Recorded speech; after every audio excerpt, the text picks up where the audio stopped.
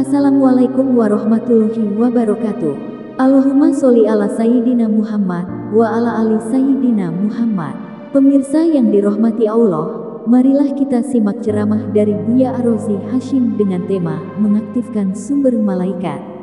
Sebelumnya marilah kita perbanyak sholawat minimal 1000 kali sehari, agar hidup kita penuh barokah dan mendapatkan syafaat kelak. Jangan lupa berikan dukungan kepada channel kami dengan memberikan super thanks seikhlasnya. Marilah kita doakan agar Buya Ar-Razi Hasyim dan keluarga diberikan kesehatan dan kebahagiaan dunia dan akhirat. Amin ya robbal alamin. Kalau di riwayat biasa Nabi Musa, kalau di Quran kan disebutkan beliau berkhalwat 30 hari, lalu digenapkan menjadi 40 hari, gitu kan? Tapi nggak disebutkan sebabnya. Nah, di kitab ini disebutkan sebabnya.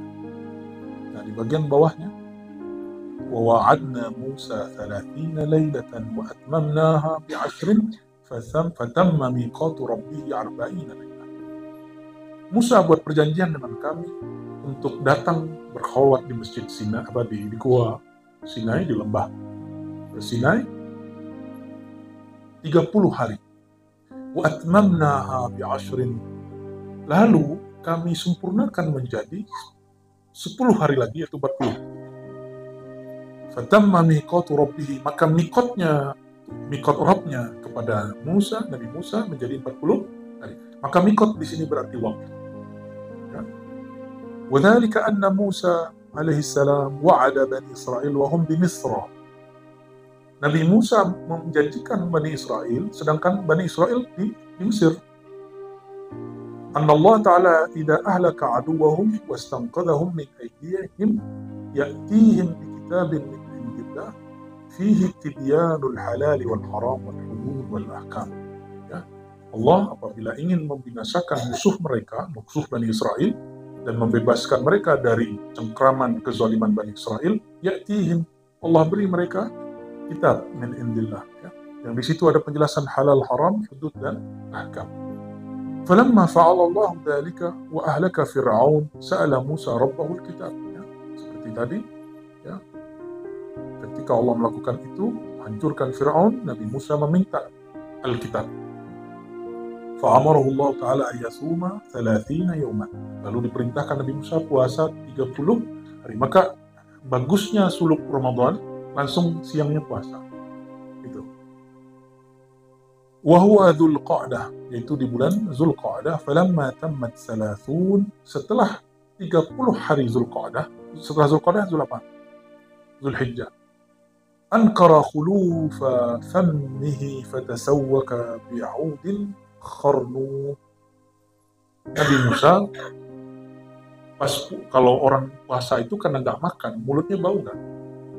Bau, benar bau? Itu bau dari dalam. Nabi Musa ankara khulufa fammi. Kemudian, kok mulutku bau? Masa sih bau? Maka beliau bersiwak dengan maut kharnub, ya, untuk alat siwak di zaman itulah. Faqalat lahul malaikah kunna nashummu min fika raihatal misk fa afsadtuhu bisiwak. Oh, ini rahasia nih. Ini kata malaikat, bukan kata Nabi Musa loh, ya. Kata malaikat, Musa, 30 hari ini mulutmu itu harum sekali bagiku. Tapi ketika engkau bersiwak, harum mulutmu hilang. Kata malaikat, bukan kata manusia. Kata manusia mah itu yang harum. Yang harum yang siwak. Kalau menurut malaikat, yang harum yang belum, yang beda standar kita sama mereka kan. Walam yakun sawmu Musa alaihissalam tarka at-ta'am bin nahar wa akluhu bil lail bal tawal 40 ghairi. Waktu itu Nabi Musa, jangan dibayangkan puasanya hanya sekedar meninggalkan makan di malam hari lalu makan di malam hari, enggak. Tapi selama sekian hari itu tawal 40 min ghairi aklin, 40 hari, 40 malam enggak makan, enggak. Sotik, saya percaya ini bagian mukjizat Nabi Musa. Seperti Nabi Yunus 40 hari malam enggak mungkin minum air asin, si perut ikan enggak mungkin. Beliau sibuk sibuk sudah ganti frekuensi kolbunya, sehingga makanannya seperti makanan rezekinya malaikat, yaitu zikir. Jadi suluk itu, kholwat itu bukan mau jadi malaikat, tapi mengaktifkan nur, yang nur itu sumbernya malaikat. Malaikat tidur nggak?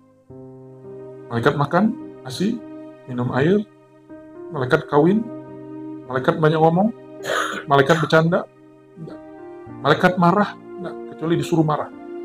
Selama suluk, tidur tapi dikurangi, makan tapi dibatasi, minum tapi dikurangi. Kalau minum kebanyakan jangan ngikutin ala dokter 8 liter. Nanti antum baru duduk 5 menit langsung belakang lagi. Enggak, sedikit aja. Itu asbabnya Nabi Muhammad SAW ketika berbuka, ada berbukanya toh, kalau ngikutin aslinya nggak ada berbukanya. Berbukanya dengan kurma. Kalau tidak punya kurma, dengan sesuatu yang manis. Kata mancung nih, aku mah udah manis. Gaya bener ente. Hah?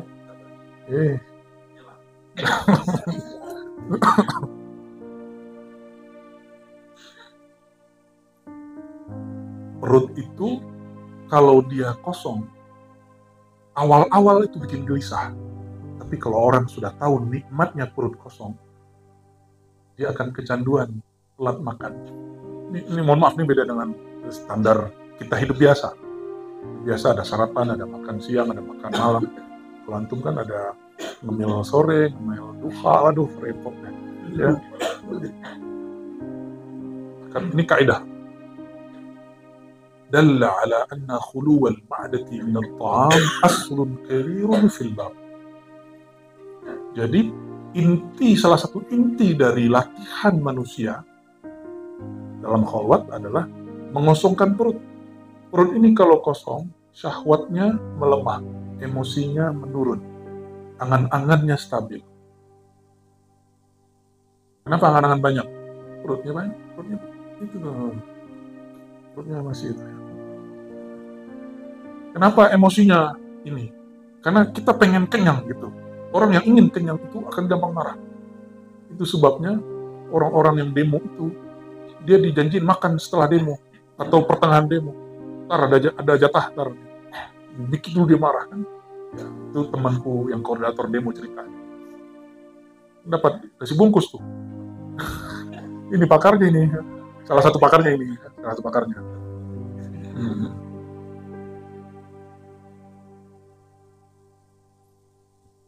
Karena kita dicipta dari tanah, air, api, udara, maka ini yang kemudian menjadi nafsiyah yang zahir. Aku yang zahir itu. Nah, ini sifatnya sifat-sifat rendah. Jatahnya harus dikurangi supaya ruh yang Allah tiupkan itu berdaulat di dalam tubuh kita. Selama teman-teman masih ngasih jatah tidurnya masih normal, makannya masih normal, ya ruhnya terpenjara dan dengan normal, ya, sehingga Nabi SAW mengatakan dunia itu sijnun mu'min, penjara bagi ruhnya orang beriman.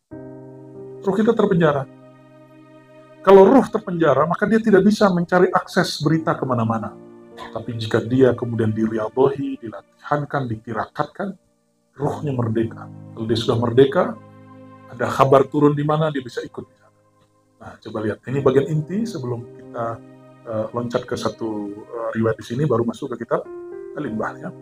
Bismillahirrahmanirrahim. Wal ulum al-laduniyah. Paragraf berikut. Ilmu laduni.